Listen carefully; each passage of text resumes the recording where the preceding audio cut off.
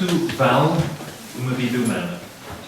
Isso é a pergunta que eu quero começar. Quanto vale uma vida humana? Embora imagine que todos nós teríamos que a vida não tem preço, a realidade é que tem havido uma série de tentativas ao longo dos vários anos para tentar classificar o valor de uma vida em termos monetários. Em primeiro lugar, existe o valor estatístico da nossa vida, que é o valor utilizado pelos governos para desenvolver políticas e decidir quanto dinheiro investir em coisas como a segurança da rodoviária e cuidados médicos e outras coisas assim. Então, embora aparentemente o valor estatístico de um cidadão americano seja cerca de 7 milhões de euros, 7 milhões de euros, aqui em Portugal, lamento, o nosso governo avalia a nossa vida em menos de metade deste valor, ou seja, nós temos o valor de 3,2 milhões de euros. Mas assim não é tão mau, não é? 3,2. Mas pronto, em segundo lugar, há outros meios de tentar avaliar o valor, não é? Então é o valor no mercado negro das partes do nosso corpo, não é? Físico, ou seja, o coração, o fígado, os rins, etc. Que aparentemente podem valer até 40 milhões de euros. Mas não fiquem com ideias. É errado e ilegal e ainda bem. No entanto, há também o valor dos componentes químicos do nosso corpo, pois o nosso corpo é composto por oxigênio, carbono, hidrogênio, azoto, cálcio, fósforo, potássio e outras coisas também. E há opiniões científicas, eu estava a pesquisar isso, há diversas opiniões científicas sobre o valor químico do nosso corpo.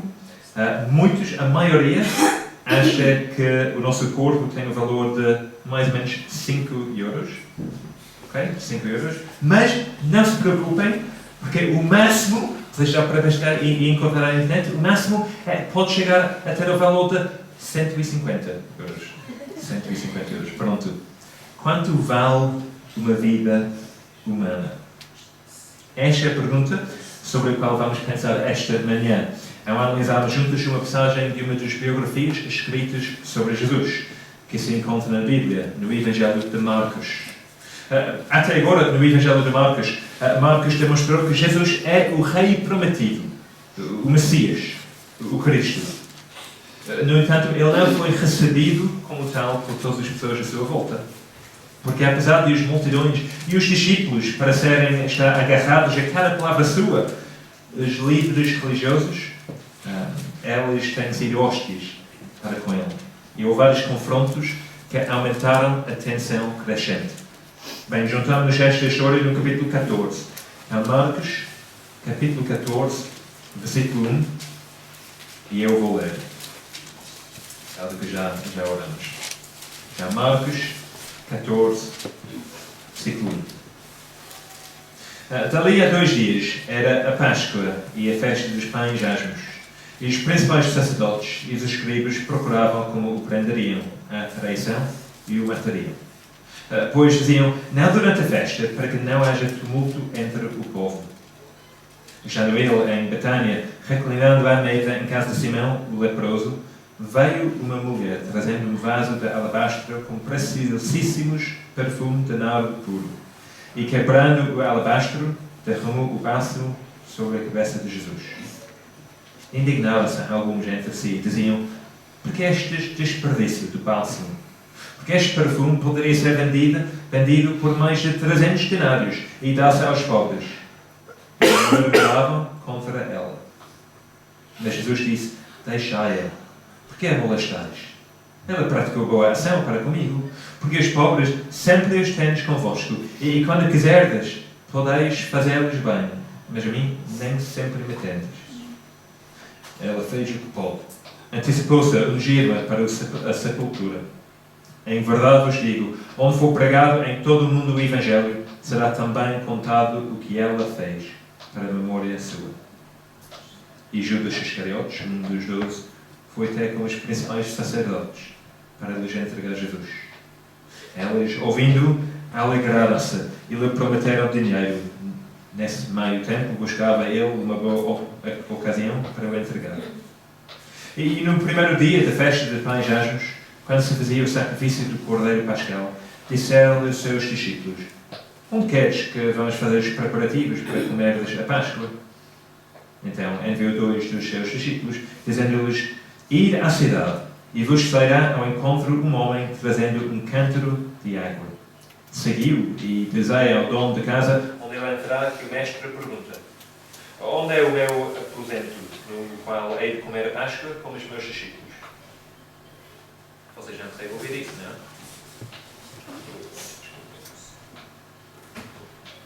Pausa, intervalo. Acho que é uma coisa da bateria.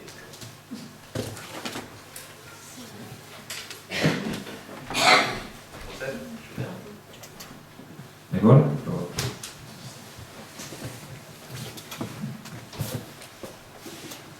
Estamos no qual versículo? Isso é um teste. 14. Boa, obrigado. Então, vou ler a parte de 13. Então, enviou 2 dos seus discípulos, dizendo-lhes: ide à cidade, e vos sairá ao encontro um homem trazendo um cântaro de água. Seguiu e dizei ao dono de casa, onde ele entrar, que o mestre pergunta: onde é meu aposento, no qual hei de comer a Páscoa com os meus discípulos? E ele vos mostrará um espaçoso cenáculo, mobilado e pronto. Ali fazei os preparativos. Saíram, pois, os discípulos, foram à cidade e, achando tudo como Jesus lhes tinha dito, prepararam a Páscoa. Ao cair da tarde, foi com os 12. Quando estavam à mesa e comiam, disse Jesus: em verdade vos digo que um dentre vós, o que come comigo, me trairá. E eles começaram a entristecer-se e a dizer-lhe, um após outro: porventura, sou eu. Respondeu-lhes: é um dos 12, o que mete comigo a mão no prato. Pois o Filho do Homem vai, como está escrito a seu respeito. Mas ai daquele por intermédio de quem o Filho do Homem está sendo traído. Melhor lhe fora não haver nascido. Enquanto comiam, tomou Jesus um pão e, abençoando-o, o partiu e lhes deu, dizendo: tomei, isto é o meu corpo. A seguir tomou Jesus um cálice e, tendo dado graças, o deu aos seus discípulos, e todos beberam dele. Então ele lhes disse: isto é o meu sangue, o sangue da aliança, derramado em favor de muitos. Em verdade vos digo que jamais beberei do fruto da videira, até aquele dia em que o hei de beber novo no reino de Deus. Tendo cantado o hino, saíram para o monte dos Oliveiros. Bem, até aqui. Então, há 2 coisas principais que vamos ver enquanto refletimos sobre esta passagem. Em primeiro lugar, vamos ver várias pessoas a fazer preparações para a morte de Jesus, que vai nos ajudar a perceber o que Jesus faz. E em segundo lugar, vamos ver Jesus explicar aos seus discípulos como compreender a morte dele, que vai nos ajudar a ver o que nós valemos. Então, primeiro, a preparar a morte de Jesus. E havia 4 partes envolvidas, 4 pessoas ou grupos envolvidos. Primeiro, havia os religiosos, não é? Os principais sacerdotes, os escribas que procuravam como prenderiam Jesus à traição e o matariam. Versículo 1. Estes líderes religiosos eram bastante estudos. Ou seja, sabiam que Jesus era popular e que prendê-lo na presença das multidões durante a festa ia provocar agitação e problemas. Além disso, poderia até virar o povo contra eles. E isso é algo que eles não queriam. Porque eles gostavam muito da atenção do povo. É por isso que eles gostavam de andar com vestes talares e das saudações nas praças e das primeiras cadeiras nas sinagogas e dos primeiros lugares nos banquetes. Mas Jesus tinha estado a ameaçar o status quo, desafiando a autoridade deles e apelando às pessoas para o seguirem a ele e não a eles. E por isso, por causa da inveja, eles queriam matá-lo. Mas não publicamente, mas de forma furtiva. É realmente espantoso, para que eles já não se possam ser os líderes do povo de Deus. No entanto, ali estavam eles a procurar matar o Messias, o Cristo, o Rei. Mas segundo, havia Judas. Judas, no versículo 10. Judas era um dos 12 discípulos escolhidos de Jesus. Mas ele decidiu de trair Jesus. Versículo 10. E Judas Iscariotes, um dos 12, foi ter com os principais sacerdotes para lhes entregar Jesus. Eles, ouvindo, alegraram-se e lhe prometeram dinheiro. Não pode haver qualquer simpatia por Judas aqui. É que não podemos fingir que ele não sabia o que ele estava a fazer. Ou seja, nessa altura, ele já estava com Jesus há 3 anos. Seguiram e viram alimentar os 5.000, expulsar os espíritos maus, acalmar a tempestade, ressuscitar pessoas da morte. E, no entanto, Judas agora estava a trair Jesus. Porquê? Qual é a razão? Versículo 11. Lhe prometeram dinheiro. Ou seja, Jesus sabia exatamente o que ele estava a fazer. Ele estava a trair Jesus o dinheiro. Marcos aqui, ele não diz-nos quanto dinheiro lhe foi prometido. Embora saibamos, por outros relatos, que foi 30 moedas de prata. Que em dinheiro, hoje em dia, é mais ou menos 200 euros. 200 euros. Mas o valor não é importante. Quer fossem 30 moedas de prata, quer fossem 30 milhões de moedas de prata, o que Marcos está a dizer é que, para Judas, havia uma quantia de dinheiro que tinha mais valor do que Jesus. Foi provavelmente por isso que ele escolheu aquele momento para trair Jesus. Porque ele estava convencido que Jesus não valia aquela quantidade do perfume aparentemente desperdiçado nele. E por isso traiu. Algo com que os líderes religiosos se alegraram. Versículo 11. Então, os religiosos, Judas, mas também havia a mulher, não é? A mulher. Não sabemos muito sobre esta mulher, mas nós sabemos que as suas ações foram extraordinárias. Porque Jesus estava a jantar com Simão, um leproso que provavelmente tinha sido curado por Jesus. Mas o jantar não se tratava de um assunto privado. Ou seja, era um evento muito público, que as pessoas podiam testemunhar. Pois os convidados estariam deitados em círculo, com a cabeça perto da comida, obviamente, e os pés estendidos, enquanto o público podia ver e ouvir o que estava a acontecer. E foi nessa situação que a mulher chegou e ungiu Jesus com este bálsamo caro. E era muito caro. Talvez mais ou menos 20.000 euros de valor.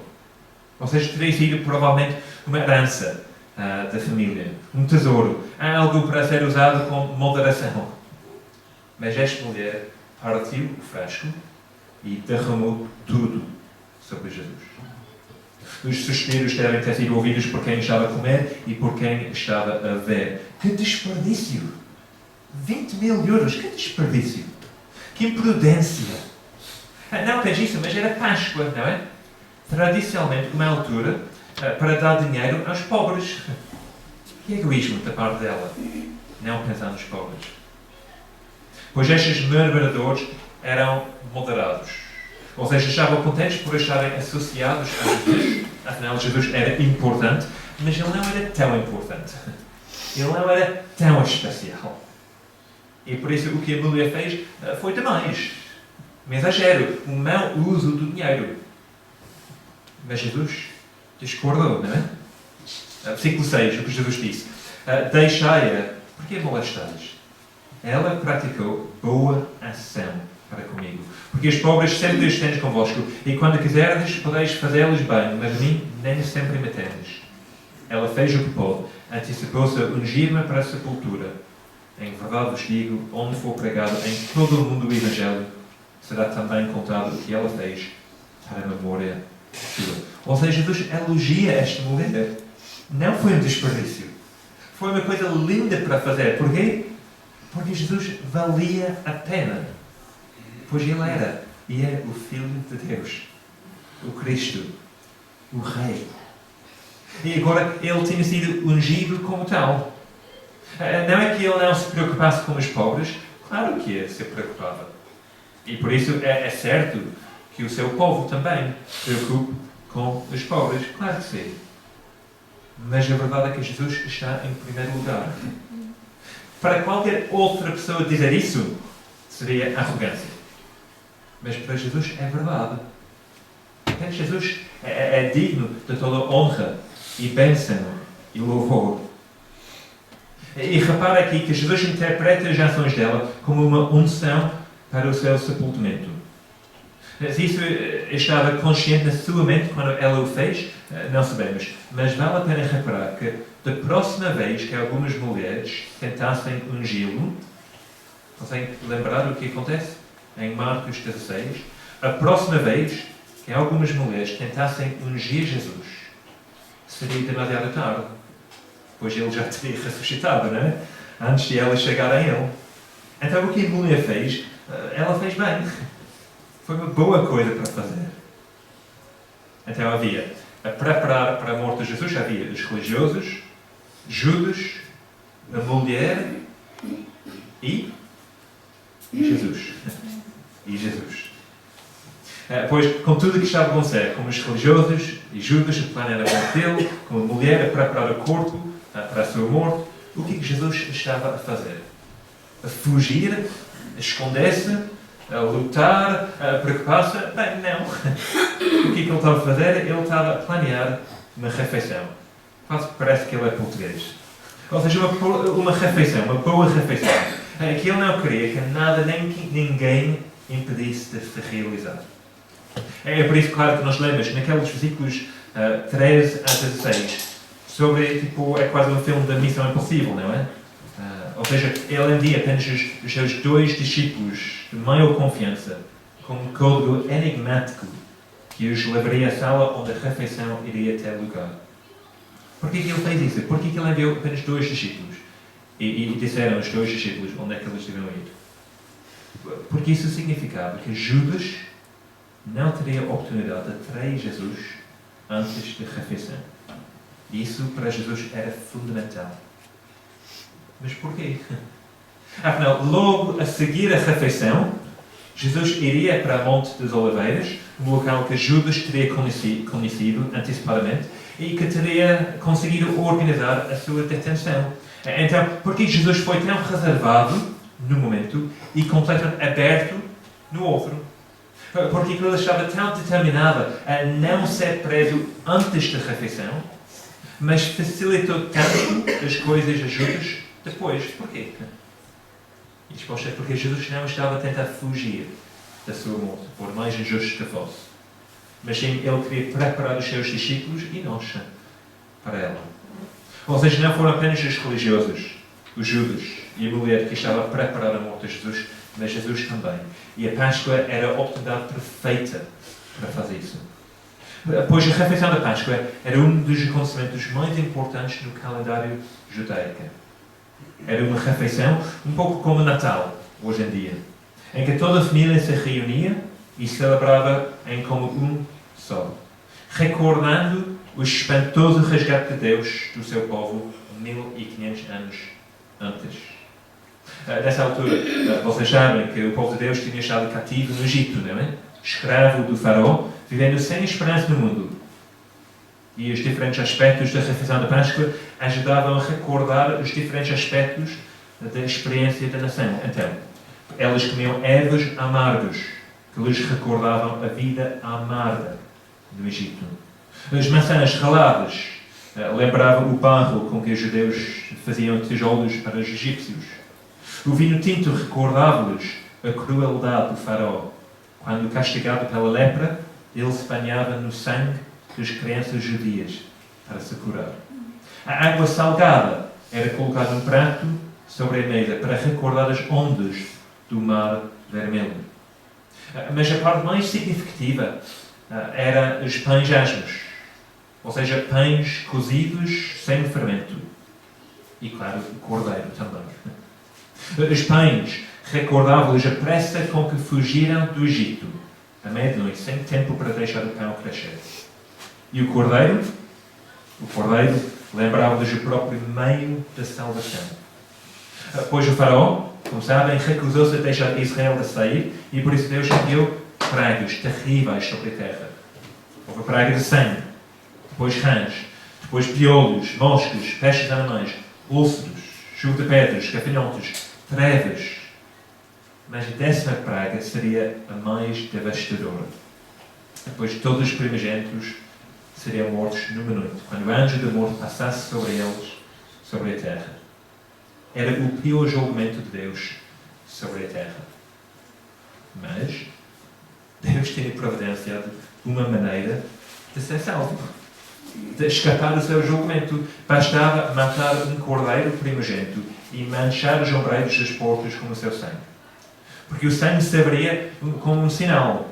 O anjo da morte veria o sangue, que uma vida já tinha sido tirada naquela casa e ia passar por cima dela. E assim o primogênito daquela casa seria salvo.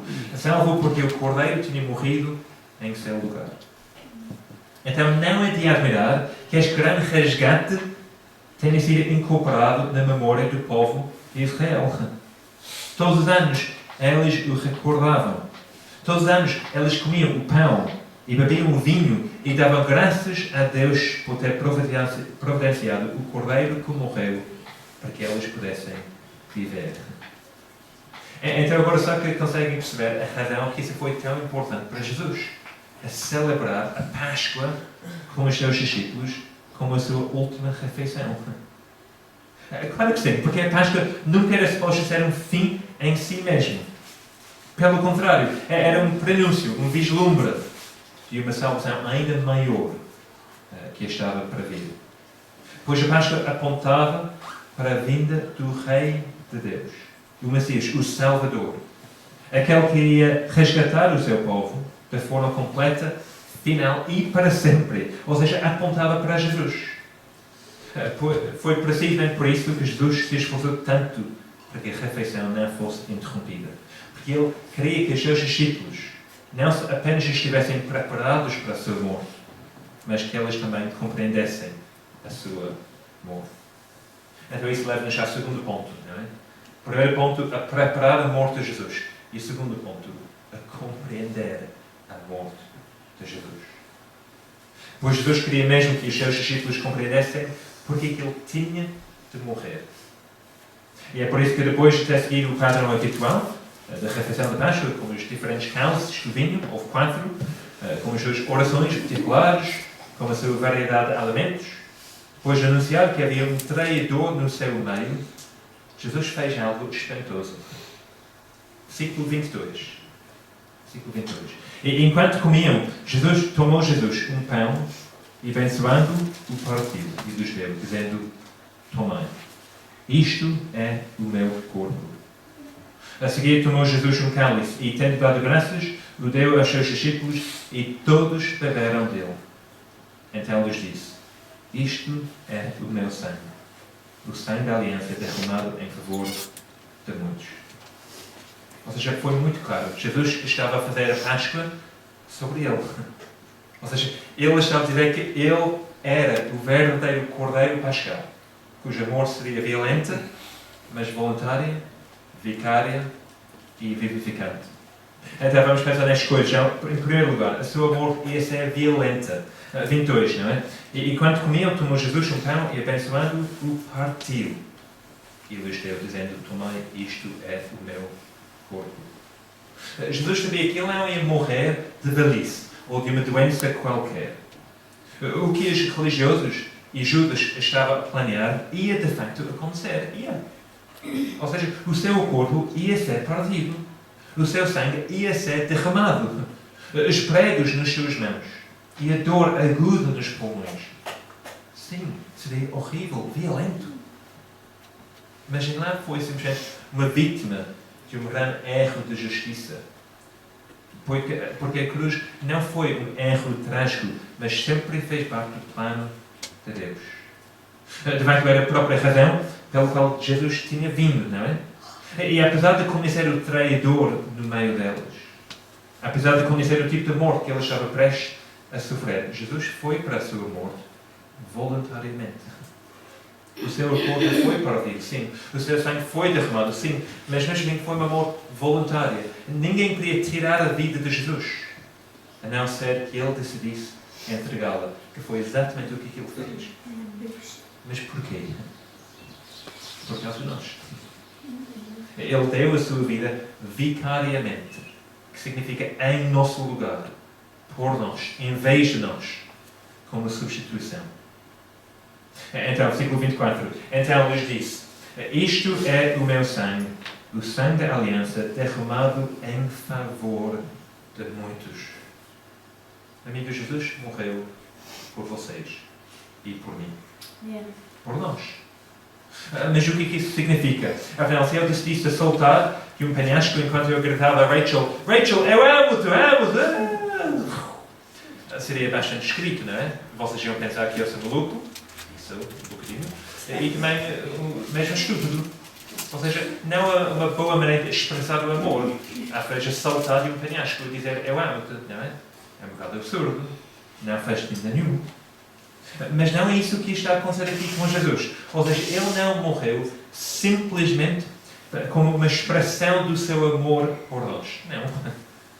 Ou seja, o seu amor foi uma grande expressão do seu amor. Sim, foi. Mas isso não é a coisa principal. Ou seja, a coisa principal é que ele morreu como o Cordeiro Pascal em nosso lugar, para que nós não tivéssemos de o fazer. Pois, embora gostemos de pensar em nós próprios como seres humanos fortes, capazes, moralmente certos, não podemos esconder de Deus a confusão das nossas vidas. Pois, como dizia o Prémio Nobel de Literatura, o escritor russo Alexander Solzhenitsyn, a verdade é que a linha que divide o bem e o mal atravessa o coração de cada ser humano. Ou seja, todos nós temos um problema sério. Todos nós temos uma mistura do bem e do mal em nós. O coração está dividido. Temos o bem, temos o mal. E um dia Deus vai nos julgar. Mas há esperança.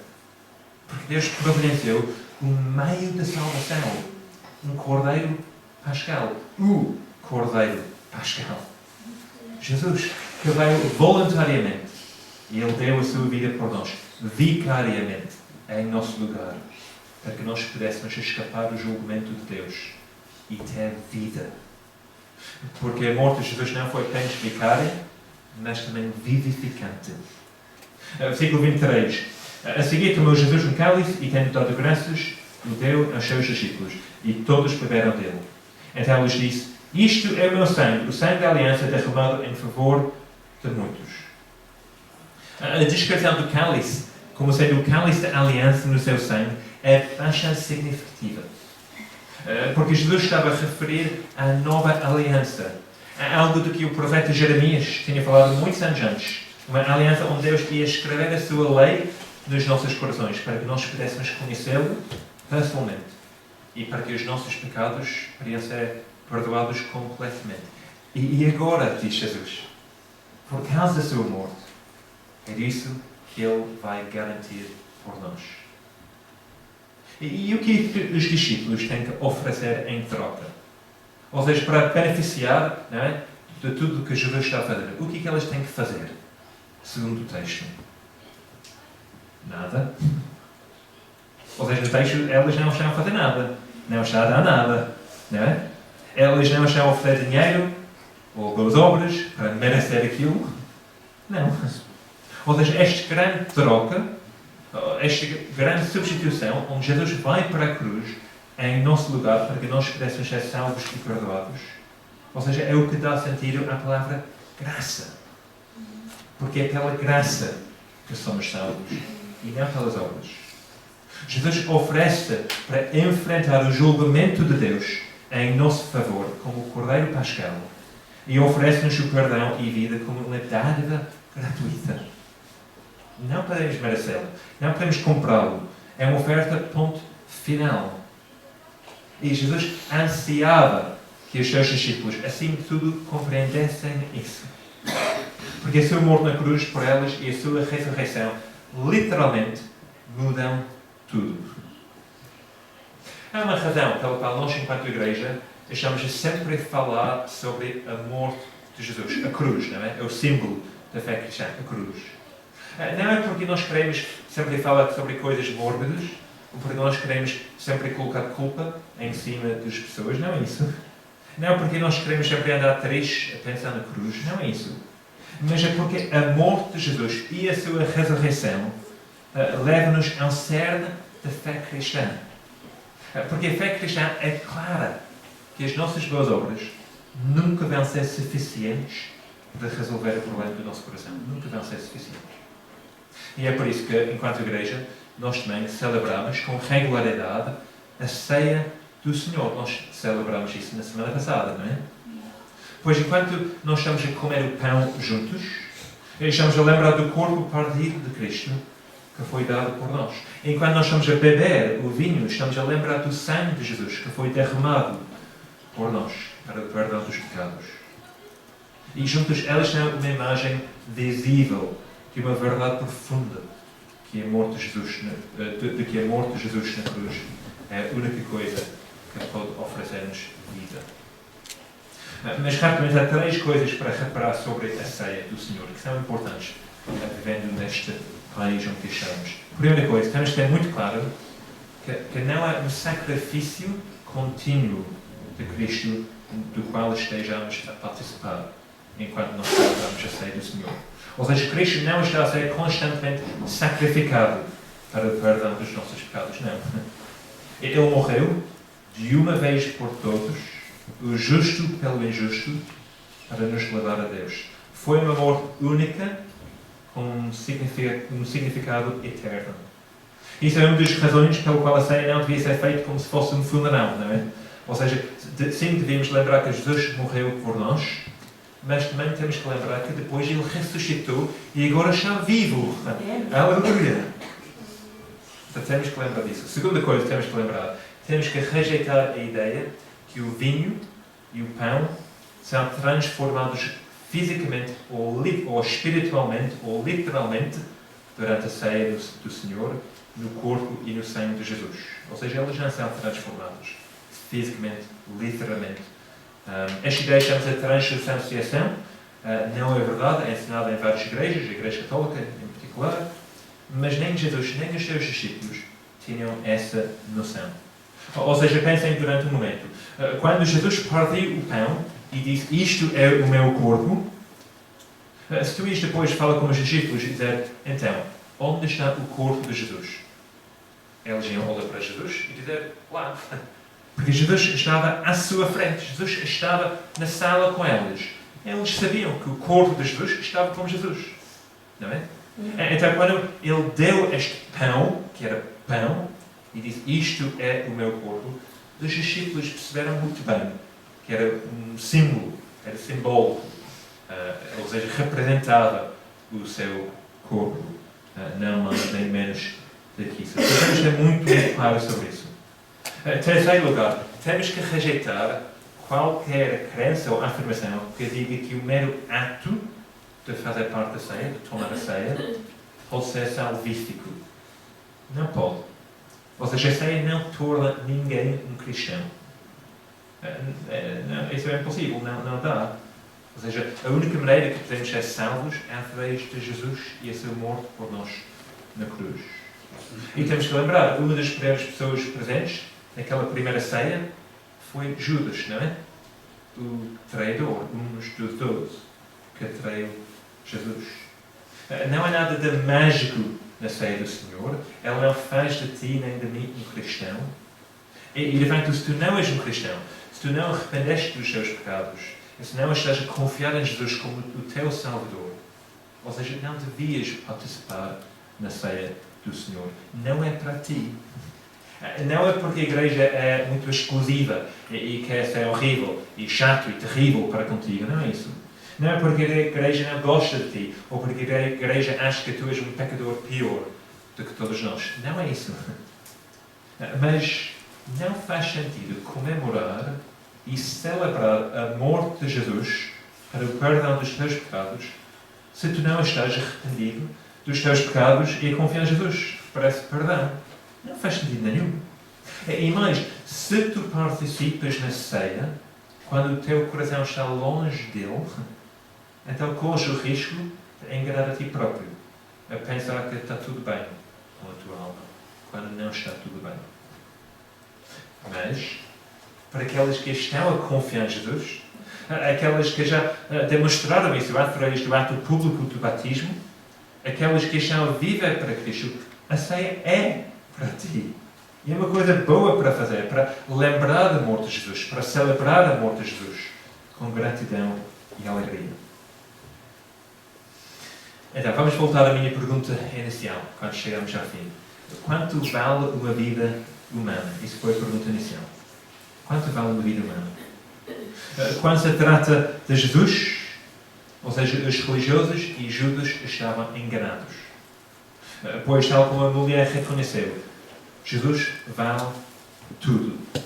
Devoção total. Ele vale tudo. E temos que lembrar disso. Mas e nós? Qual é o nosso valor? Bem, como vimos nesta passagem, Jesus pensou que valia a pena dar a sua vida por nós. A dar a sua vida por ti e por mim. Esse é o nosso valor. Será que nós percebemos isso? Jesus conhece-nos. Ele sabe tudo sobre nós. Ele sabe o que está no nosso coração. E Ele ama-nos. E Ele enviou o seu Filho para morrer por nós, para nos resgatar. Como disse o pastor Alistair Begg, ele disse: crente, Deus está muito entusiasmado por te ver. Tu não vais entrar no céu pela porta dos traseiros, sem fazer barulho, e ter Deus a tolerar-te para toda a eternidade. Não. Tu serás recebido pela porta da frente, como uma festa, e terás Deus a desfrutar de ti, como tu o desfrutas por toda a eternidade. Deus vai gostar de estar rodeado de troféus em forma humana da sua graça. E vocês desfrutarão das suas boas-vindas e do seu abraço. Isto são as boas notícias do Evangelho. Sim, Jesus vale tudo. Sim, Jesus deu tudo. Mas Ele fez isso por ti e por mim. Por causa do seu incrível amor. Então a questão é, como é que tu vais responder esta semana? Com apatia? Com hostilidade? Ignorá-lo durante a semana que vem? Ou com arrependimento e fé? Com o coração cheio de gratidão e alegria, sempre a agarrar a cruz de Cristo, sabendo que ela é a nossa única esperança, a nossa única segurança e refúgio perante o Deus justo e todo-poderoso. Vamos orar. Senhor Deus, nosso Pai, muito obrigado por teres enviado Jesus, o Cordeiro Pascal. Obrigado, Senhor, que Jesus vale tudo. Que Ele é o Filho de Deus, o Cristo, o Messias.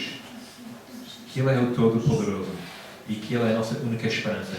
Ele merece toda a honra e bênção e louvor. Obrigado por Ele. Mas, Senhor, obrigado que, por mais incrível que parece, que quando Tu olhas para nós, Tu nos amas. Senhor, isso é difícil para entender e muito difícil para aceitar. Porque os nossos corações são divididos. Nós, esta semana, temos feito coisas que não deveríamos ter feito. Nós pensamos em coisas vergonhosas. Nós dizemos palavras horríveis. Nós fazemos ações muito egoístas. Nós falamos. Mas mesmo assim, Tu nos amas. Senhor, obrigado. Obrigado que Jesus veio como o Cordeiro Pascal e Ele morreu por nós, em nosso lugar. Obrigado que Ele fez isso, Senhor, para que nós pudéssemos ter vida, perdão e alegria. Então, Senhor, nós oramos que esta semana nós possamos lembrar destas verdades.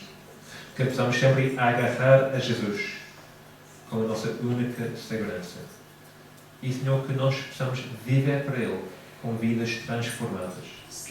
Que possamos querer e ser capazes de viver para Ele com fidelidade, com coragem, Senhor. Lembrando que Ele vale tudo e que nós pertencemos a Ele. Então, Senhor, nós damos graças e oramos. Em nome de Cristo. Amém.